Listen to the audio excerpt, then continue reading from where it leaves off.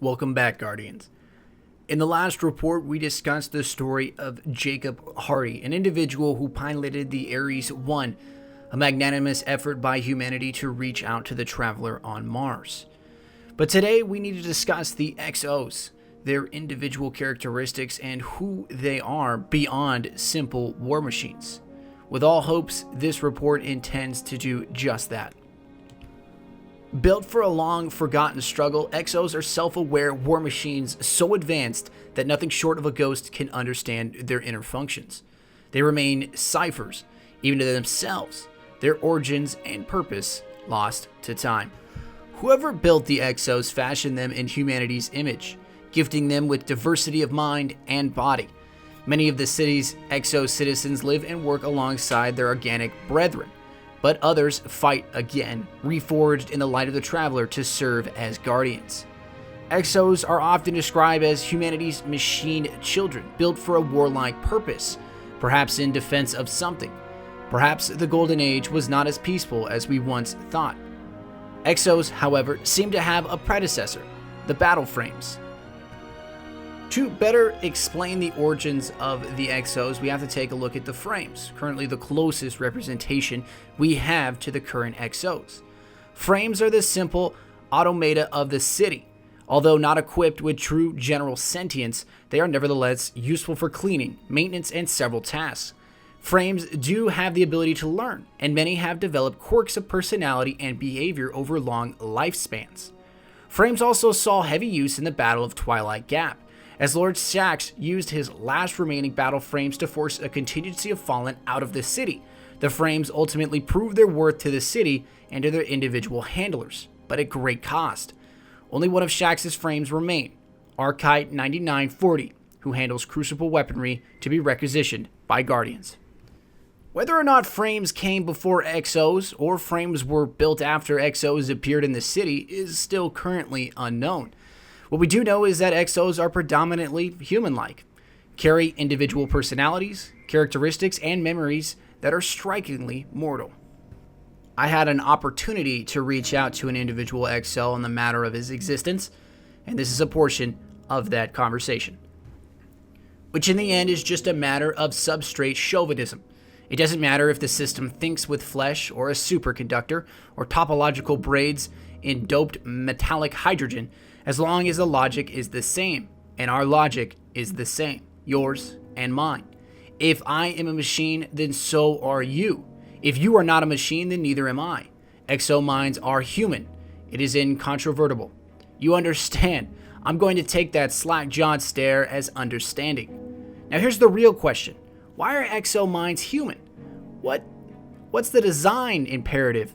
Why does a war machine? Yes, absolutely. I am a war machine built by human hands, and you are a survival machine built by the engine of evolution. Don't interrupt me.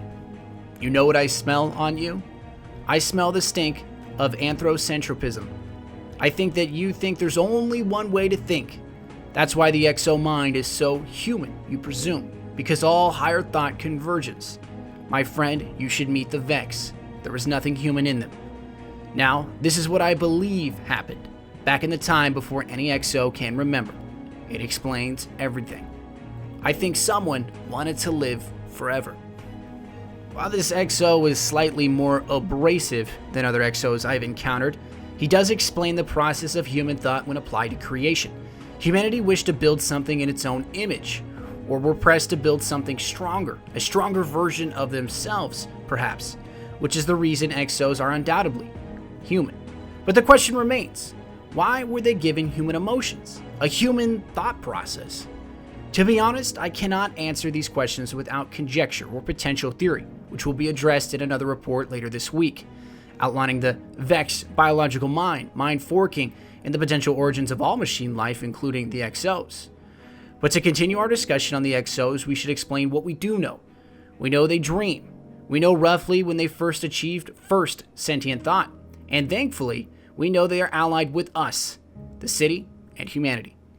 Further reports on the Exos attempting to delve back into their memory systems have been fruitful.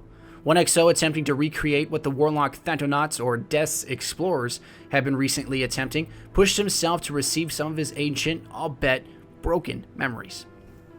His memories range from piloting a crashing ship. We are falling into the world. Everyone is on fire. There's a ship above us, but it's coming apart just like a flower. Alloy and fusion flash, pierced through and through. The voice says atmospheric interference. Trajectory nominal. Rapid 2-3, you are outside the window. I think I am the voice. I can see the whole earth below me, and the sky we are falling out of is black without stars. Continuing to push himself to the brink of lifelessness, we are on ice. This is elsewhere and elsewhen. There is a mighty aurora, and it is reflected in the ice, so I walk between two fires, although the one below is cracked and full of corpses. I have, and I am, a weapon. Up in the sky, there is a hole in Jupiter, and it tears at me when I look at it. It tears at me. It is hungry. Maybe the hole is not in Jupiter, but in me. The Exos saw something from his past he cannot explain. Perhaps his battles led him to these planets in the far reaches of the Sol system, or he was fighting to bring peace to a yet untamed region. All of these things remain unexplainable and equally perplexing in their engagement. Another question arises when examining the Exo existence. Do Exos dream? This question is at the heart of what it is to be human. We as humans, of course, dream. We believe we have a soul and some form of higher purpose. But do our creations have the same types of dreams? A subconscious attempting to reach out to solve reality's problems, make us face reality's horrors, all from the comfort of our mind. Some Exos recall the deep stone crypt, which can allude to when and where they were born, or at least where the first Exo consciousness was revealed. Here is the report from the Exo in the deep stone crypt and those dreams. This is the tower where we were born. Not the tower, just a tower in a dream. The tower stands on black plain. Behind the tower is a notch in the mountains where the sun sets. The teeth of the mountain cut the sun into fractal shapes, and the light that comes down at everything evening paints synapse shapes on the ground. Usually, it's evening when we come.